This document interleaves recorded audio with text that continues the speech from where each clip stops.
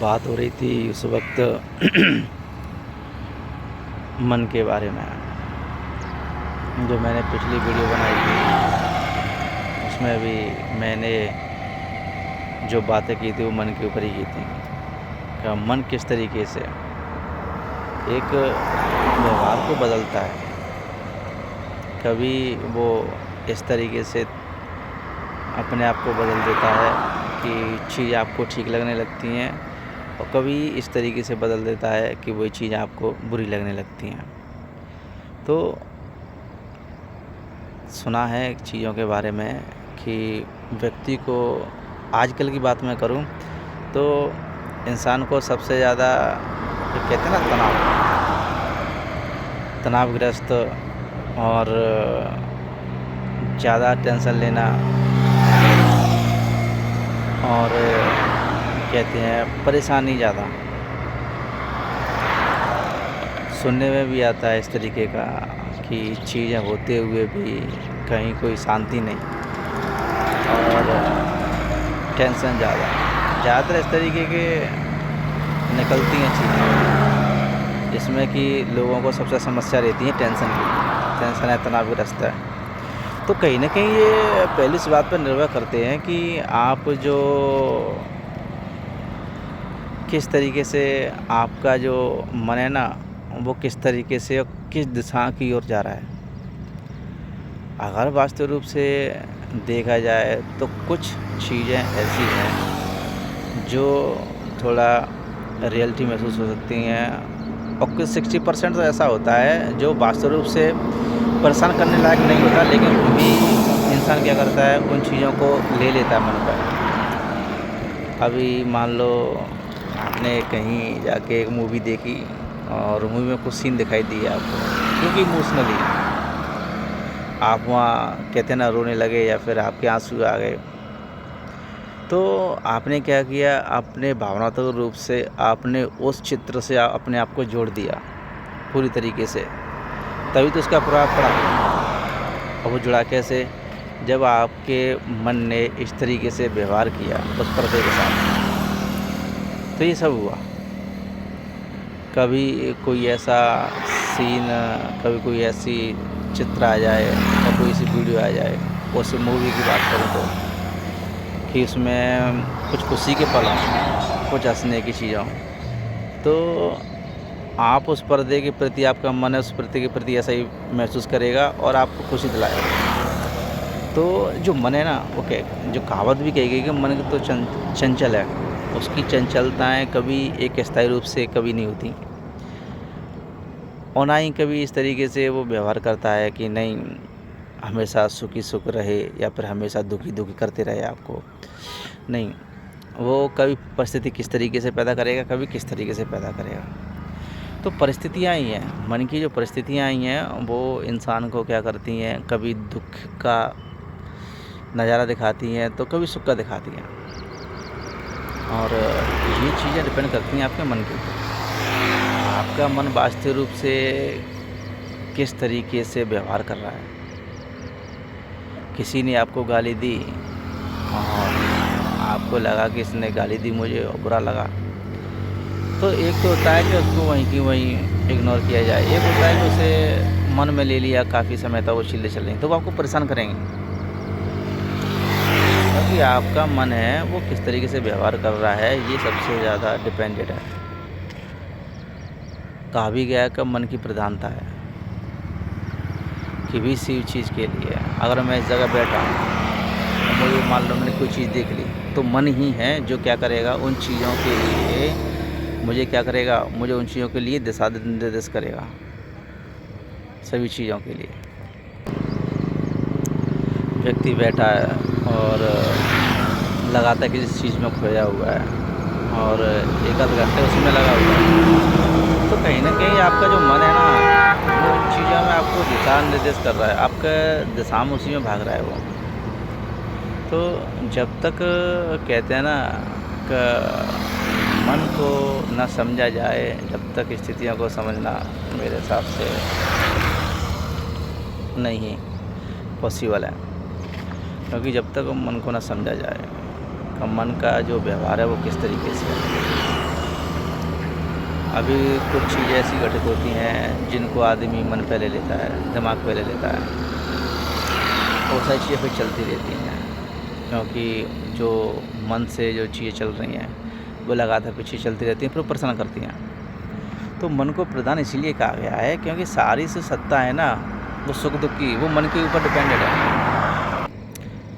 यही आपको सुख दिलाएगा, यही आपको दुख दिलाएगा, दोनों ही चीज़ें करेगा। ये डिपेंडेड करता है मन के ऊपर, ये किस तरीके से इंसान को किस व्यवहार में लाता है।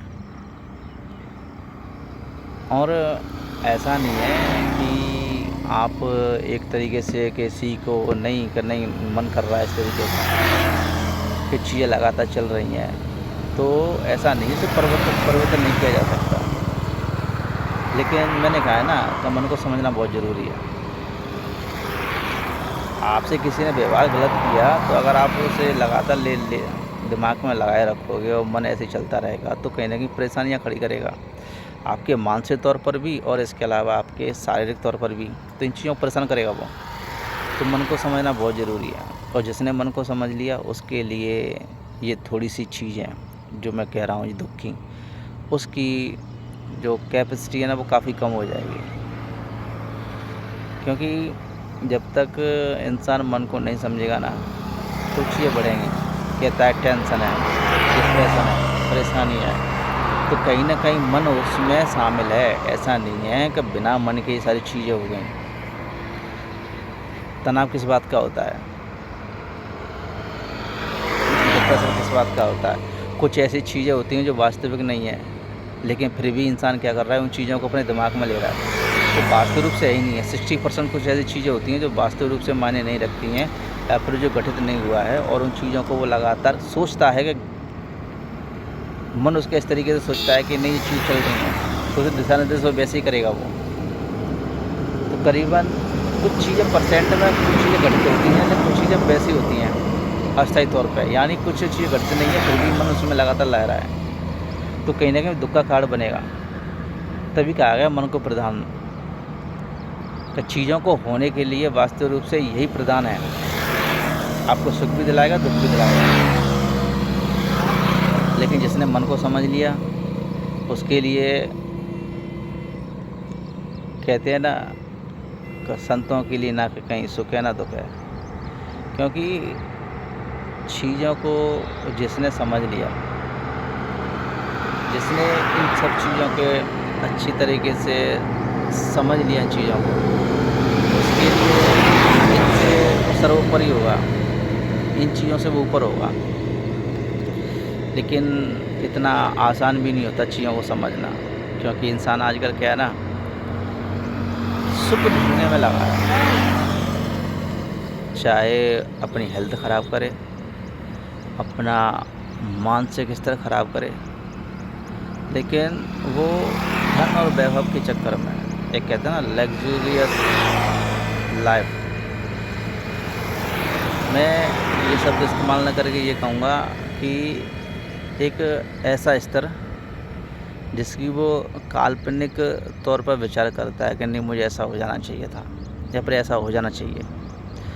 फिर उसके लिए वो मानसिक तौर पर मनगढ़ंत चीज़ों को पैदा करता है कि ना ऐसा होगा तो ये होगा, ऐसा होगा तो ये होगा। तो वो चीज़ें कहीं ना कहीं क्या करती हैं, दिक्कत पैदा खड़ी करती हैं। खाता भी मैंने कि सारी चीज़ें आपके हाथ में नहीं है, इंसान के हाथ में सारी चीज़ें नहीं है। अगर वास्तविक रूप से इंसान के हाथ में सब कुछ चीज़ें होता तो अपने लिए सुखी सुख ढूंढता वो। दुख की बात ही कहाँ थी? अगर इंसान के हाथ में होता तो सारी चीज़ों के लिए वो सुख ढूंढता, दुख की कहीं कोई बात नहीं होती। जो मांगता उसे मिलता। तो मुझे आलीशान चीज़ें चाहिए, आलीशान मकान चाहिए, बहुत सारा धन चाहिए, इसके अलावा एक वैभवशाली यानी एक ऐसी शोहरत और ऐसी कहते हैं ना इस तरीके से कि एक आलीशान लाइफ चाहिए। अगर वास्तविक रूप से उसके हाथ में सब चीज़ होती तो ये सब उसके हाथ में होता, लेकिन चीज़ें वास्तविक रूप से सब किसी के हाथ में नहीं है। कोई भी ऐसा व्यक्ति नहीं है जो ये कह दे या फिर ये स्वीकार करे कि सारी परिस्थितियाँ इंसान के हाथ में होती हैं, नहीं होती हैं। हर परिस्थिति इंसान के हाथ में नहीं होती हैं। आदमी में अच्छा व्यवहार का, आदमी में अच्छा सोच रहा है या बुरा सोच रहा है या किस तरीके से फील कर रहा है, तो मन की प्रधानता होती ही होती है किसी भी चीज़ के लिए। अगर आप किसी चीज़ को फील कर रहे हो, अच्छा फील कर रहे हो या बुरा फील कर रहे हो, तो वो मन की ही प्रधानता है। और ये मन ही है जो आपको प्रधान रूप से ये बताता है, ये दिशा देता है कि आप सुखोद हो। उसको समझना बहुत ज़रूरी है, और जिस व्यक्ति ने इसको समझ लिया ना, तो उसकी चीज़ें थोड़ी सी आसान हो जाएंगी। कहीं ना कहीं आज देश में सबसे ज़्यादा जो चीज़ें चल रही हैं वो मानसिक तौर पर चल रही हैं। आदमी मानसिक तौर पर ज़्यादा परेशान है, बीमार है। क्यों कुछ समझना नहीं चाहता। वो एक भाग-दौड़ की रेस में लगा है जिससे शायद उसे ज़रूरत नहीं है।